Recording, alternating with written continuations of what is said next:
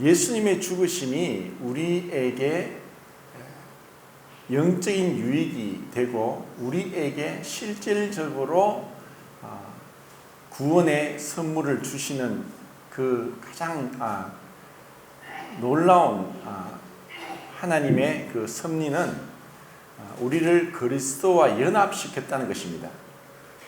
이것은 오래전에 제가 말씀을 교제한 적이 있는데,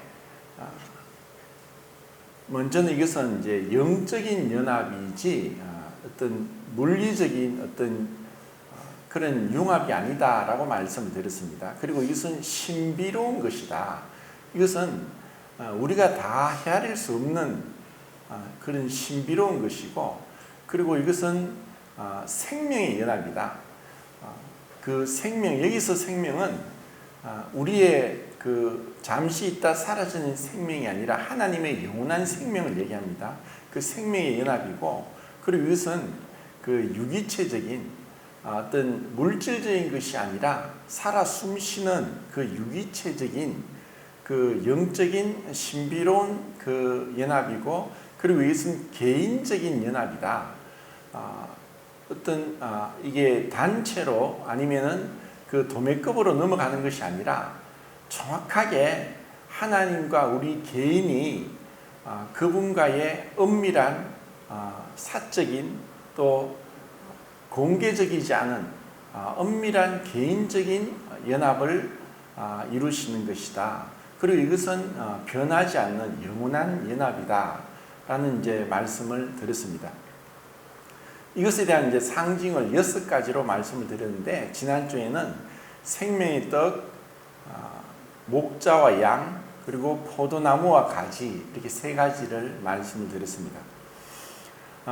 이것은 상징인데, 이 상징이란 이 상징으로 얘기하는 것들을 볼 때 그 실체가 무엇인가를 우리는 이제 상상할 수 있고, 그리고 이 상징에 나타난 것처럼 그 실체는 더 완전하다는 것을 말씀을 드릴 수 있습니다.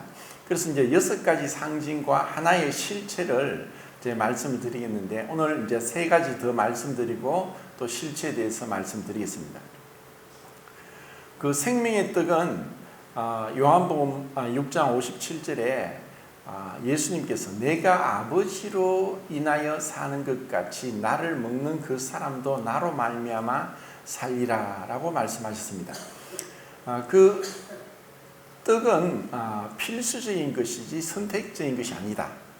그리고 이것은 내가 개인적으로 경험하는 것이지 다른 사람이 경험한다고 내 것이 되는 것이 아니다. 그리고 이것은 그 생명의 떡을 먹은 결과는 분명하게 먹었는지 먹지 않았는지 결과를 아는 것이다. 그래서 믿는 자는 영생을 가졌나니, 주님을 영적으로 생명의 떡 되신 주님을 내가 개인적으로 영접하고 믿고 마음으로 받아들일 때에 우리는 영원한 생명을 얻었다는 것을 알게 되는 것이다. 그래서 내가 죽어서 영원히 사는 것이 아니라 어떤 시간적인 그 개념이 아니라 이 영생은 관계적인 개념으로 영원한 생명, 시작도 끝도 없는 그 영원하신 그분과의 관계 안에 들어가서 영원토록 함께하는 것이다. 그래서 이러한 그 생명의 떡은 이미 그 주님께서 이루어 놓으신 것인데, 우리가 그것을 어떤 조건적으로 어떤 원인으로서 이루는 것이 아니라 종속적인 그 관계 속에서 이미 우리를 생명의 떡 안으로 우리를 들어오게 하셨고, 우리가 그것을 먹음으로 인해서, 이것이 어떤 조건이 아니라 내가 먹지 않으면 안 되는 것이 아니라 먹음으로 인해서 그 생명 안에 연합되는 것을 이제 말씀한다고 했습니다. 그래서 우리 신자들의 역할과 의무가 무엇인가? 그것은 예수님께서 끊임없이 아버지와의 관계 가운데 기도와 말씀으로 그분과의 관계 속에 살듯이 우리도 하나님의 말씀과 기도와 찬양과 경배 가운데 끊임없이 살면서 그분과의 관계 안에서 그분을 인하여 살아간다는 것입니다. 나의 힘이나 나의 노력이나 나의 의지가 아니라 그분이 주시는 그 생명의 뜻, 그 생명의 원천이 내 안에 흐름으로 인해서 우리가 그 영원한 연합관에 들어간다는 것입니다. 그리고 목자와 양도 그 양이 목자의 음성을 알고 양이 목자의 음성을 따라가듯이 우리도 주님을 따라가는 것입니다. 목자가 그냥 모든 것을 행하신다는 것이 아니라 그 목자는 양의 이름을 부를 때 양으로서는 그 음성을 듣고 따라가는 것입니다. 그런데 나보다 먼저 온 자는 절도의 강도라고 했기 때문에 주님의 음성, 목자의 음성이 아니고 다른 그 사단의 거짓 속임수에 우리는 넘어갈 수 있다는 것도 우리는 알 수 있고, 그래서 우리는 참된 목자, 선한 목자, 우리를 위해서 목숨을 버리시기까지 한 그 양을 위해서 자기를 죽기까지 한 그 목자의 음성을 듣고 따라가는 것은 우리가 행해야 될 이제 의무다라고 말씀을 드렸습니다. 그리고 포도나무와 가지도 가지가 스스로 열매를 맺을 수 없다. 가지가 포도나무에 붙어 있어야만 열매를 맺는 것처럼 우리가 주님 안에 있을 때 그 주님 안에 있다는 것은 그 가지에 붙어 있는 것이고, 그것은 주님을 영접하는 것이고 믿는 것이고 따라가는 것이고 순종하는 것이고, 그리고 가까이 가는 것이고, 그분을 마치 생명의 떡을 먹는 것처럼 이렇게 믿는다는 말, 또 그 안에 거한다는 말, 또 그 계명을 지키고 순종하는 것, 이와 같은 다양한 표현으로 우리가 알아듣기 쉽게, 누구라도 들으면, 초등학생들도 들으면 알고 믿고 영접하고 따르고 순종하고 가까이 갈 수 있도록 하셨다는 것입니다. 그래서 그 가지는 스스로 열매를 맺을 수 없습니다. 우리가 내가 주님을 떠나서는 아무것도 할 수 없다. 이것은 이제 곧 실체되시는 주님과 아버지의 관계에서도 분명히 나오는데, 이 포도나무와 가지에서도 그 가지는 포도나무에 붙어 있지 않으면 말라 버립니다. 우리가 주님 안에 거하지 않으면, 그 안에 거한다는 것은 그분의 계명을 지키는 것인데, 그것은 어떤 율법적인 것이 아니라 은혜로, 복음적으로, 기쁨으로, 감사함으로 지키고 순종하는 것입니다. 이렇게 이제 가지가 포도나무에 붙어 있을 때 우리는 열매를 맺게 됩니다. 너희가 나를 택한 것이 아니라 내가 너희를 택하였다고 말씀하시면서, 그 가지가 나무에 붙어 있는 것이 아니라 포도나무에 가지가 붙어 있는 것이 아니라 가지가 포도나무에 붙어 있고, 그리고 그 포도나무 가지에 붙어 있으면은 우리는 열매를 맺고 과실을 맺어서 아버지께 영광이 되고, 그리고 우리가 구하는 것을 받게 된다고 하는 놀라운 말씀들 하셨습니다. 이제 네 번째는 뭐죠? 나오죠? 남편과 아내죠. 한번 읽겠습니다. 시작. 그러므로 사람이 부모를 떠나 그의 아내와 합하여 그 둘이 한 육체가 될지니 이 비밀이 크도다. 나는 그리스도와 교회에 대하여 말하노라. 남편과 아내, 하나님께서 최초로 창조하신 남자와 여자에 대해서 하신 말씀이고, 또 이것은 하나의 상징이었는데 그리스도와 교회에 대한 것이라는 겁니다. 그리고 처음 하나님이 창조하실 때도 그 남자와 여자를 처음부터 똑같이 동시에 창조한 것이 아니라 남자를 먼저 창조하셨고, 그 이후에 남자를 깊이 잠들게 해서 남자를 통해 여자를 창조했습니다. 이것은 창조의 순서에 있어서 남자가 먼저라는 것이고, 또 창조의 목적에 있어서 남자가 여자를 위해 창조된 것이 아니라 여자가 남자를 위해 창조되었다는 그 창조의 목적에 있어서도 여자가 남자를 돕는 배필로 지어졌다는 것입니다. 이것이 또 하나님께서 말씀하신 이 놀라운 남편과 아내의 관계가 그들이 둘이지만 한 몸이다, 한 육체가 될지니라 라고 하셨다는 이 놀라운 그 비밀이 우리가 살아가는 것이 어쩌면 그림자고 상징입니다. 그런데 우리의 실체는 어떻게 보면 이 남편과 아내보다 더 가까운 사이가 이 세상에 없습니다. 그런데 그 사이가 그렇게 가까운 것은 우리가 주님과 한 몸이라는 것, 남편과 아내가 한 몸, 한 육체가 될지라고 말씀한 것처럼 우리가 그리스도와 연합되었다는 것을 말씀하고 있는 것입니다.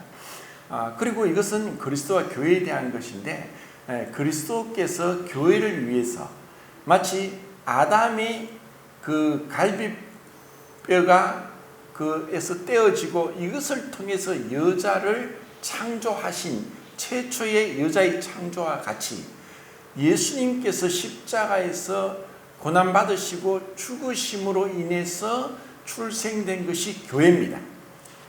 그때 예수님이 마태복음 16장에서 바요나 시므나 이를 주는 그리스도시요 살아계신 하나님의 아들이다 했을 때 예수님이 베드로에게 하신 말씀이 주는 그리스도의 살아계신 하나님의 아들입니다라고 하는 그 신앙 고백 위에 이 반석 위에 내 교회를 세우리니 라는 어떤 미래형으로 말씀하셨기 때문에 교회는 그리스도의 죽으심의 결과로 출생한 것이 교회입니다. 그래서 교회가 그리스도에게 전적으로 순종하는 것처럼 아내도 남편에게 순종하도록 말씀하셨습니다. 이것을 신약 성경에서는 10군데 나와 있습니다. 이것은 하나님께서 이 질서가 얼마나 중요한지, 그리고 이것이 교회 안에서 이 남자와 여자의 질서가 회복되는 것을 교회에서, 이 세상은 이것을 알지 못합니다. 하나님의 창조의 순서도 목적도 타락의 순서도 알지 못합니다. 그리고 이것이 상징적인 그리스도와 교회에 대한 그림자고 또 그리스도와 연합된 모습이라는 걸 알지 못합니다. 이것을 신약 성경에는 10군데나 나와 있습니다. 그것이 이제 고린도전서 14장 34절이고 에베소서 5장 22절, 24절, 33절이고 또 골로새서 3장 18절, 또 디모데전서 2장 11절, 12절, 디도서 2장 5절, 베드로전서 3장 1절, 6절. 자, 10군데에 어떤 아내의 순종을 말씀하고 있는데, 또 다르게 말하면 이것이 어떤 순종이라는 의미가 어떤 복종이나 그런 어떤 마지 못해서 어쩔 수 없이 어떤 불완전함이나 열등함으로 인한 순종이 아니라는 것을 아셔야 되고, 그리고 이 순종의 의미가 무엇인지 제가 좀 더 말씀드리겠습니다. 자, 슬라이드 보면서 말씀하겠습니다. 자, 다음 슬라이드 시작.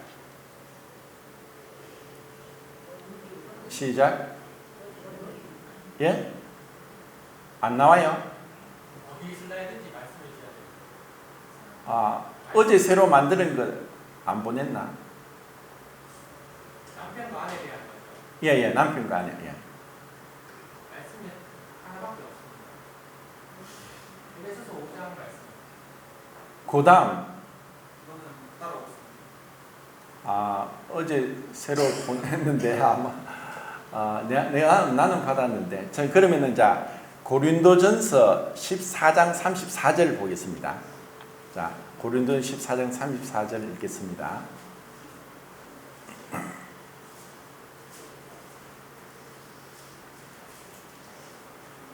같이 시작.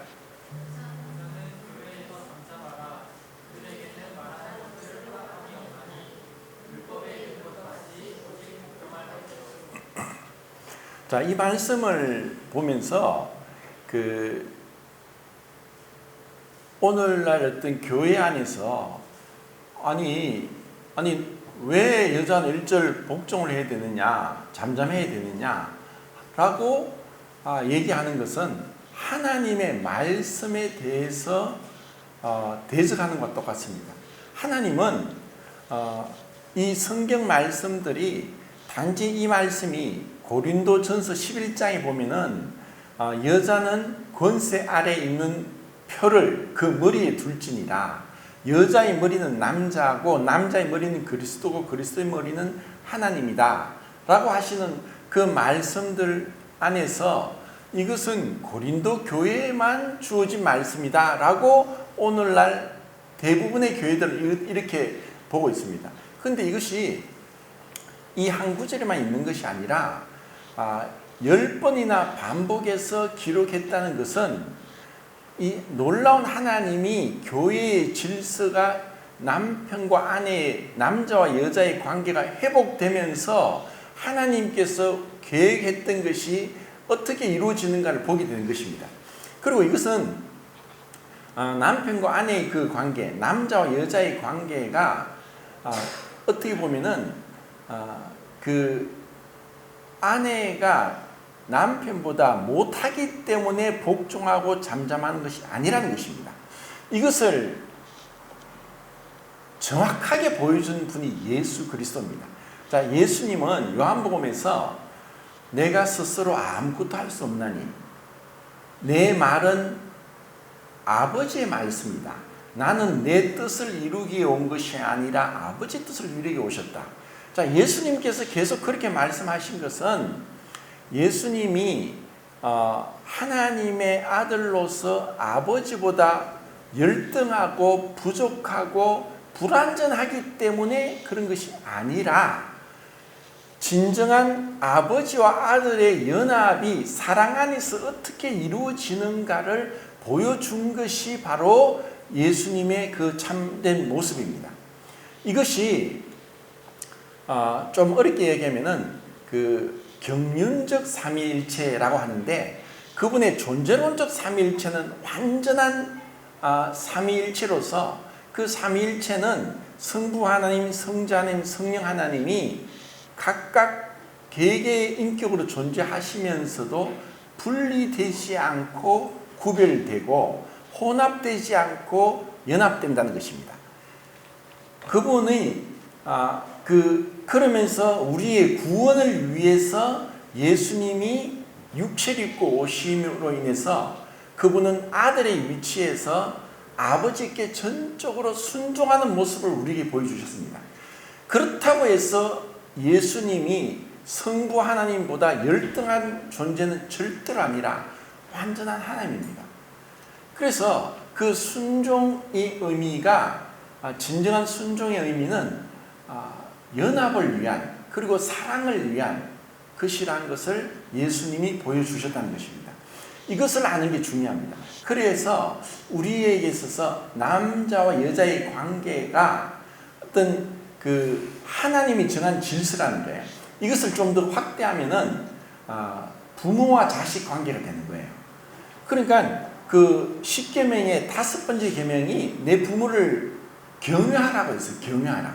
그러면은 부모가 어떤 부모라는 조건이 없어요. 이것은 관계예요. 관계. 부모와 자식은 부모를 통해 출생하는 거죠. 그러니까 자식의 입장에서 부모가 좋은 부모일 수 있고 나쁜 부모일 수 있고 그리고 어떤 어느 정도 그 온전하지 못한 이런 부족함이 많은 부모일지라도 자식이기 때문에 그 부모와 자식 관계에서 부모를 경외하는 것이 하나님의 말씀인 거예요. 그래서 이것과 똑같이 남편과 아내도 하나님의 정한 질서는 아내가 열등하기 때문에 남편에게 순종하는 것이 아니라 남편과 아내의 그 질서와 역할을 다르겠다는 거예요. 마치 예수님이 아버지께 순종하듯이 아내가 남편에게 순종하는 것이 하나님의 정한 질서고 이것이 교회에서 회복되는 거예요.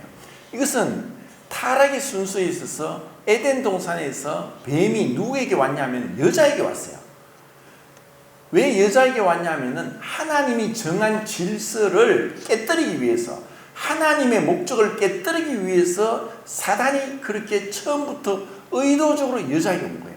그래서 그 타락의 순서가 이렇게 된 거예요. 이것을 다시 회복한 것이 교회라는 거예요. 이 교회 안에서는 하나님이 정한 질서가, 그러면 이 여자들이 너울을 쓰고 나의 머리는 남자입니다 라고 표현을 하는 것은 남자의 입장에서는 그 여자의 너울을 보고 나의 머리는 내가 아니라 그리스도라는 것을 눈으로 보게 하는 거예요. 너울을 쓴 사람보다 밖에서 너울을 쓰고 있는 여자를 보는 남자가 더 이것이 권력에 대한 순종의 의미를 깨닫게 하기 위한 거예요. 그러니까 우리 남자들은 속성이 뭐냐면은 경쟁하고 이기려고 하는 거예요. 이건 어릴 때부터 그래요. 경쟁하고 이기려고 하고 내 약함을 보이지 않고 나의 강함을 보여서 어떻게 하든 내가 너보다 힘이 더 세다, 내 것이 더 크다, 내가 너보다 더 우월하다는 지배력과 권력을 사용하는 게 이 남자입니다. 그래서 교회 안에서는 이 여자의 너울을 통해서 남자가 진정으로 겸손하게 주님 앞에 순종하는 것을 배워나갈 때에 교회에 다툼이 없는 거예요. 이것이 하나님이 정한 질서예요. 그래서 하나님이 정한 질서가 가정에서도 남편과 아내가 서로 머리가 되려고 하고 서로 아내가 남편을 무시해버리고 말로서 공격해버리고 남자의 자존심을 무너뜨리고 옳고 그름을 따지고, 그러면 남자는 도망가든지 싸우든지 둘 중에 하나예요. 우리가 복음에 참된 그 진리된 생명의 말씀은 하나님의 사람을 온전하게 되는 거예요. 그 온전하게 되는 것은 하나님의 말씀이 하나하나 우리가 내가 취할 것은 취하고 버릴 것은 버리는 것이 아니라 모든 말씀 안에서 하나님의 뜻이 무엇인지를 발견하고 순종하는 것입니다. 가정 안에서도 이것이 제가 그 슬라이드 만든 로이스 패터슨이라는 여사가 그런 이야기 했어요. 나는 여자라 나의 위치는 남편에게 순종하는 것이라. 나는 두 번째 온 사람이라. 나는 이것을 로 인해서 불만족스러워하지 않는다. 나는 하나님이 나에게 정한 질서인 여자로서 둘째 사람으로 둘째 남편의 길을 순종하는 자로서 이것에 만족한다. 이런 정말 아름다운 시를 쓴 것이 있는데 그게 지금 없네요. 떴어요. 예, 한번 읽어보겠습니다. 자, 시작. 나는 남자가 아니라 여자라. 하나님의 계획 안에 두 번째로 온 여자라. 내가 맡은 인생의 역할을 발견하기 위해 나는 날마다 하나님 말씀을 읽네. 나는 남자가 나를 다스리게 하야 함을 깨닫고 만족을 찾았네.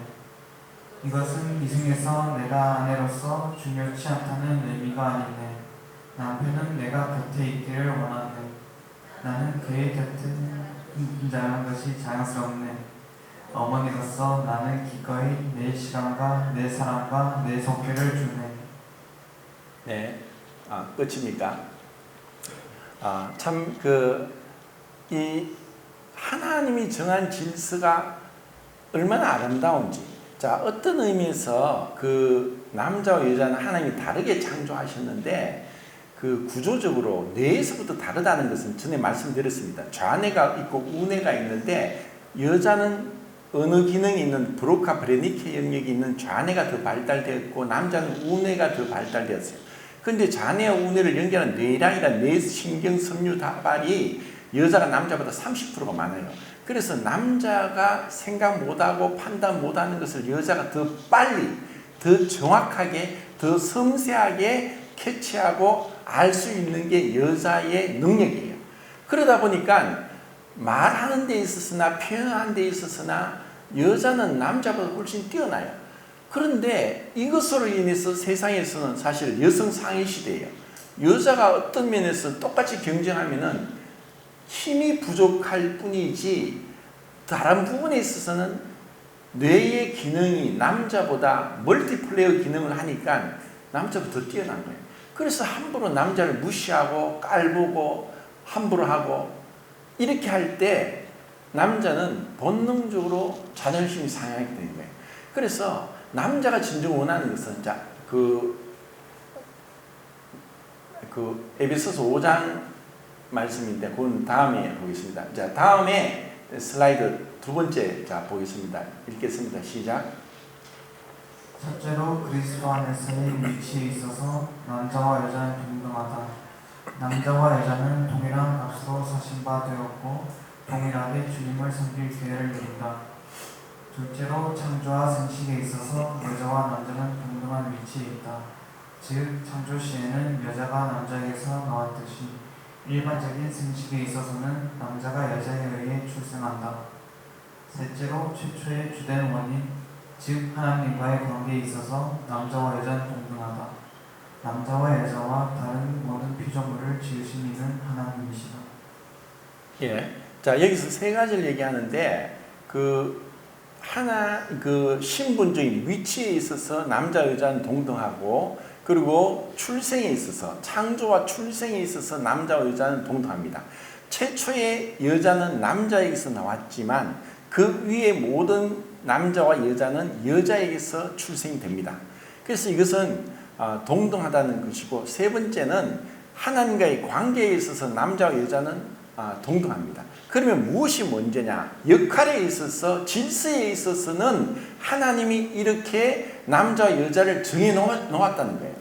그러니까 가정에 있어서 아내가 남편의 머리됨을 인정하고 존경할 때 남편으로서는 아내를 사랑하게 되어 있어요. 이것이 질서예요. 이것이 성경에 나오는 에베소서 5장 33절의 말씀의 원리예요. 이것이 그 가정 안에서도 그렇듯이 교회도 마찬가지인 거예요. 교회도 그 질서가 어떤 장로와 집사가 있다면은 성도들이 그 장로가 어떻든 부족할 수도 있고 또 잘할 수도 있고 하지만 그 장로에 대해서, 장로의 어떤 신분에 대해서, 그 역할에 대해서 순종하는 것이 교회가 안정되면서 하나님의 축복이 부어지고, 그러므로 인해서 놀라운 그 교회의 생명력이 더욱더 왕성해지는 거예요. 이것이 초대교회의 모습이에요. 초대교회 때는 사도의 가르침을 받아서 서로 떡을 떼고 교제하면서 기도하기를 힘썼다. 먼저 그들에게 있어서는 사도의 가르침을 받았다는 거예요.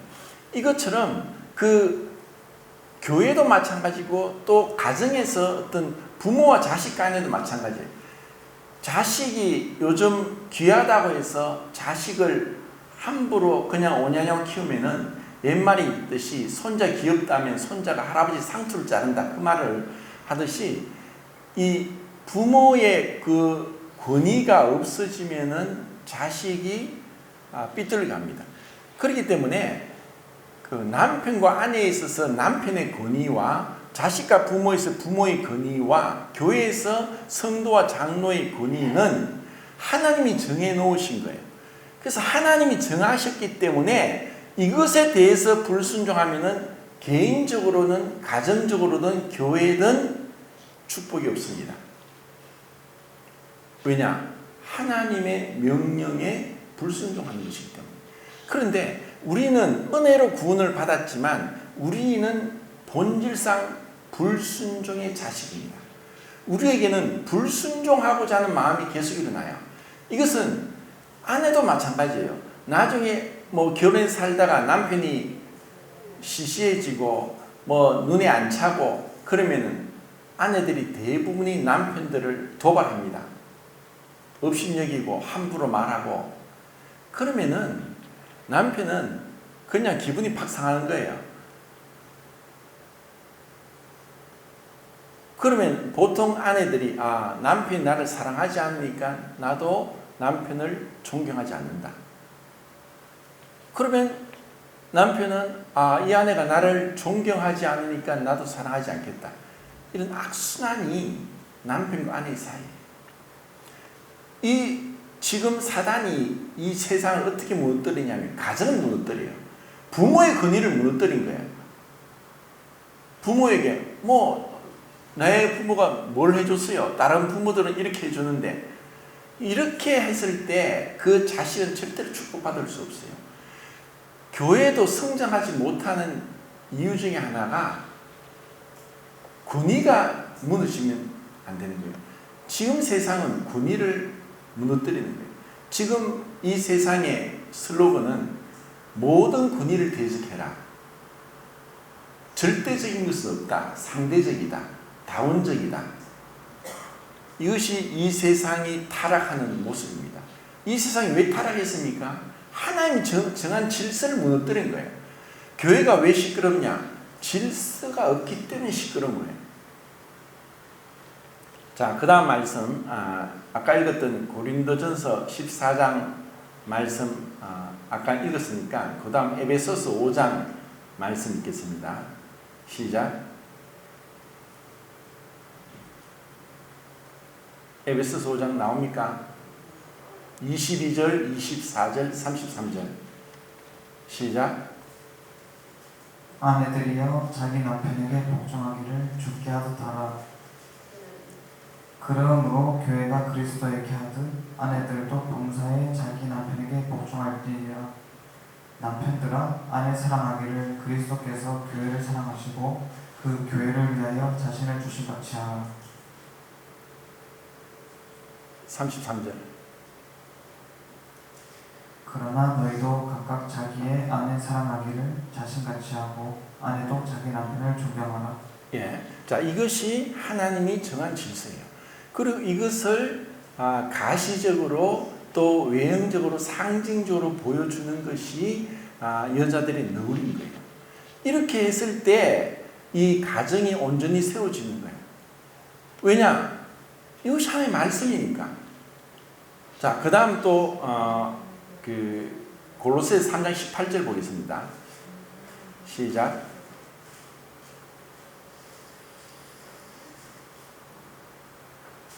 아내들아 남편에게 복종하라.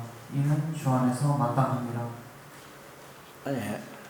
이제 그 말씀은 이제 그 뒤에 나중에 찾아보십시오. 이제 시간 관계상 더 찾지는 않겠습니다. 그 아내가 남편에게 순종하는 것은 교회가 그리스도께 순종하는 것과 같고, 남편이 아내를 사랑하는 것은 사실 남편이 아내를 사랑하는 것은 예수님께서 교회를 위해서 자기 목숨을 내어준 것 같다는 거예요. 사실 어떤 남편도 그렇게 할 수는 없겠지만 이것이 기준이에요. 주님이 자기 목숨을 내어줬다면은 남편이 아내를 향해서 어떤 자존심을 내세우거나 또 아니면 군의를 내세우거나 아니면 어떤 힘으로 아니면 이 강압적으로 하려고 하면은 대부분의 여자들은 반항하고 그것을 거절합니다. 이것은 우리와 주님과의 관계가 똑같은 거예요.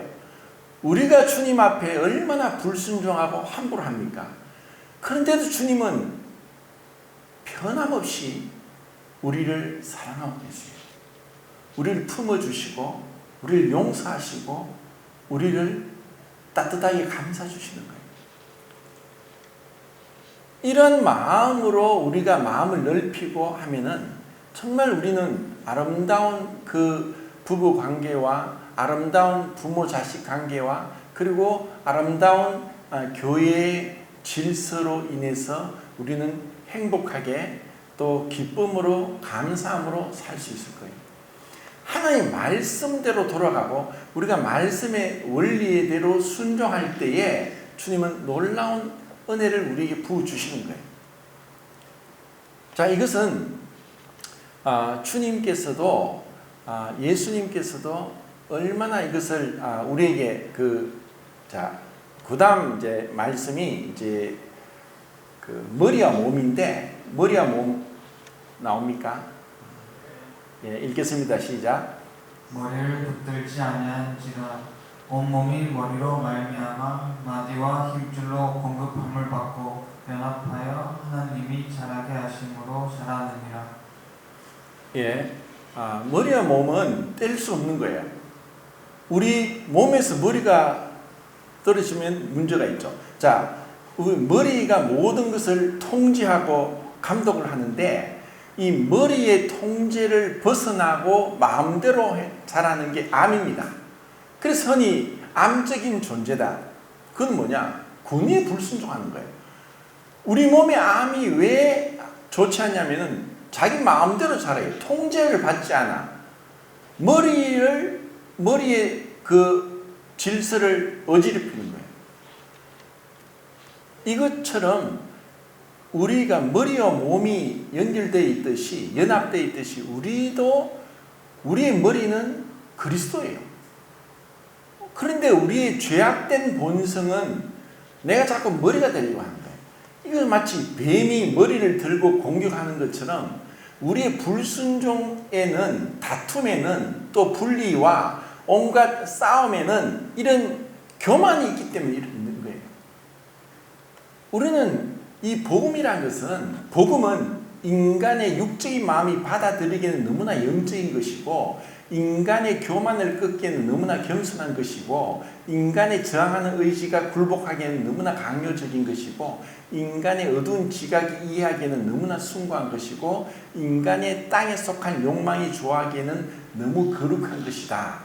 이 복음은 그런 거예요. 이 복음은 우리의 교만과 저항하는 의지와 어두운 지각과 우리의 땅에 속한 욕망, 이 모든 것들, 우리의 육적인 것들을 겸손케 하고 영적으로 우리가 또 순종하게 하고, 그리고 우리의 통찰력을 주고 또 우리를 거룩하고 경건하게 하는 것이 복음인 거예요. 이 복음을 우리가 받아들이고 순종하는 것은 바로 우리의 머리를 붙드는 거예요. 자, 그 다음 읽겠습니다. 시작. 오직 사랑 안에서 참된 것을 하여 범사에 그에게까지 자랄지라. 그는 머리니 곧 그리스도라. 그에게서 온몸이 각 마디를 통하여 도움을 받음으로 연결되고 결합되어 각 지체의 분량대로 역사하여 그 몸을 자라게 하며 사랑 안에서 스스로 세우느니라. 예, 하나님이 행하신 것은 이렇게 우리를 마치 몸이 머리에 붙어서 뗄래야 뗄 수 없는 것처럼 우리를 그리스도와 연합시켰다는 것이고, 이것이 복음의 핵심이고, 이렇게 우리를 연합시켰기 때문에 우리는 구원의 확신을 얻고 또 영생을 얻었고 또 죄사함을 받았고 천국 간다는 확신을 갖게 되는 거예요. 주님이 이렇게 해놓으셨어요. 그러니까 우리는 그 안에서 마치 온몸이 건강하게 피가 순환하면서 온몸이 건강해지듯이 우리는 그 말씀에 순종하면은 우리는 이 기쁜 가운데 이 하나됨을 경험하게 된다는 거죠. 자, 그 다음은 이제 머릿돌과 그물입니다. 자, 다음 읽겠습니다. 시작. 너희는 사도들과 선지자들의 터 위에 세우심을 입은 자라. 그리스도 예수께서 친히 모퉁이돌이 되셨느니라. 그의 안에서 건물마다 서로 연결하여 주 안에서 성전이 되어가고, 너희도 성령 안에서 하나님이 거하실 처소가 되기 위하여 그리스도 예수 안에서 함께 지어져 가느니라. 시편의 말씀대로 예수님이 건축자들의 버린 돌이 무덩이 되었다라고 하시는 것처럼 이 건물에도 기초석이 있어요. 기초석이 놓아지고 나서 그것을 통해서 건물이 세워지는 건데, 이 기초석이 없으면 건물이 세워질 수가 없어요. 그래서 이 건물과 같이 우리는 영적인 건물인 거예요. 주님이 우리의 머리가 되시고 우리의 기초가 되시고 그 위에 우리는 성전으로 세워지고 있어요. 이것은 살아있는 성전이에요. 어떤 건물이 아니라 살아있는, 마치 건물이 벽돌과 벽돌이 서로 긴밀하게 결합되어서 한 벽을 이루듯이, 한 건물을 이루듯이 우리는 이 거대한 우주적인 교회의 과거와 또 현재와 미래의 예수 그리스도로 인해서 거듭난 형제 자매들이 서로 한 몸이 되어서 내 몸을, 내 이웃을 내 몸과 같이 사랑하면서 다툼도 없고 분쟁도 없고 서로 기뻐하고 즐거워하고 연합된 그 말할 수 없는 거대한 우주적인 교회의 한 지체로서 우리를 불러주신 거예요. 이것이 주님이 행하신 것이고, 우리가 이와 같은 이미 하나님이 이루어놓은 이 사실에 대해서 이것을 객관적인 것으로 볼 때는 언약으로서 이것을 우리에게 말씀하시고, 주관적으로 볼 때는 이것을 믿음으로 이 내가 거대한 우주적인 건물의 한 지체라는 것을 깨닫게 하는 거예요. 그리고 좀 더 객관적으로 말하면은 예레미야서에서 그 영원한 언약을 말씀해요. 이 언약은 마치 너희가 하늘의 해와 또 밤의 달을 변화시킬 수 있다면은 내가 너희와 맺은 언약이 깨뜨려질 것이다 라고 했어요. 이것은 뭐냐? 우리 인간으로서는 이 하늘의 해와 달의 그 변화를 일으킬 수 없어요. 인간이 어떤 원자폭탄이나 수소폭탄을 달에 터뜨려도 달의 궤도가 변하든지 파괴되실 수 없어요. 인간의 어떤 명확한 한계가 나와요. 하나님이 행하신 것에 대해서는 절대적으로 변화될 수 없다. 그래서 우리의 이 그리스도와 연합이 이미 이루어졌다는 것을 알 때 이것이 우리의 어떤 신앙의 기초가 되는 거예요. 그때 우리는 사소한 것에 있어서 흔들리지 않고 또 비록 흔들리고 넘어질지라도 다시 일어설 수 있는 거예요. 자, 다음, 그 다음에 이제 참 실체가 나옵니다. 요한복음 아버지와 아들에 대해서 21절부터 24절까지 시작. 아버지여, 아버지께서 내 안에, 내가 아버지 안에 있는 것 같이 그들도 다 하나가 되어 우리 안에 있게 하사 세상으로 아버지께서 나를 보내신 것을 믿게 하옵소서. 내게 주신 영광을 내가 그들에게 주었사오니 이는 우리가 하나가 된 것 같이 그들도 하나가 되게 하려 함이니이다. 곧 내가 그들 안에 있고 아버지께서 내 안에 계시어 그들로 온전함을 이루어 하나가 되게 하려 함을 아버지께서 나를 보내신 것과 또 나를 사랑하신 같이 그들도 사랑하신 것을 세상으로 알게 하려 함이로소이다. 아버지여, 내게 주신 자도 나 있는 곳에 나와 함께 있어 아버지께서 창세전부터 나를 사랑하심으로 내게 주신 나의 영광을 그들로 보게 하시기를 원하옵나이다. 예, 주님의 그 기도에 대해서 그 한 부분만 이제 여기 올린 건데, 주님이 우리에게 말씀하시고자 하는 것은 아버지께서 내 안에 계시고 내가 아버지 안에 있는 것처럼 그 삼위일체의 영원한 사랑과 연합과 그리고 완전한 일체 가운데서 서로 조금의 분쟁도 다툼도 없이 그 넘치는 다이내믹한 기쁨에 춤을 추듯이 서로의 그 기쁨으로 충만한 것으로 우리를 초대한 것이 구원인 거예요. 우리의 구원은 그냥 내가 가서 뭐 이 땅에 살지 천국 가서 그렇게 영생국락 누리고 사는 것. 천국에 그 삼위일체 하나님의 완전한 연합의 안으로, 사랑 안으로 우리를 초청한 것이고 우리를 불러들이고 연합시킨 거예요. 이것이 구원인 거예요. 이것이 참 실체인 거예요. 그리고 이것은 아버지와 내가 하나이듯이 저들도 하나가 되기를 원한다. 우리가 언제 하나가 되느냐? 우리 인간은 죽었다 깨도 하나가 안 돼요. 끊임없는 분열, 끊임없는 다툼, 끊임없는 분쟁이 우리 인간에게 죄로 인해서 일어나는 거예요. 근데 이 모든 것들을 깨뜨리고 그 삼일체 하나님의 완전한 하나됨 가운데, 연합된 가운데 기쁨과 사랑 안으로 우리를 초청한 것이 우리의 구원이란 거예요. 얼마나 가슴 벅찬 일입니까? 우리의 구원이 얼마나 위대한 것입니까? 우리가 얼마나 존귀한 자입니까? 우리가 얼마나 큰 복을 받은 자입니까? 우리에게 주님이 어떤 사랑을, 보라, 우리가 어떤 사랑을 받아 하나님의 자녀라 일감을 받게 하셨는고, 우리가 무식한데 이와 같은 엄청난 이 주님의 부르심 안으로 우리를 불러주셨습니까? 이것을 생각하면서 진심으로 주님 앞에 열심을 품고 주를 섬기는 복된 저희들이 될 수 있기를 바랍니다. 이상입니다.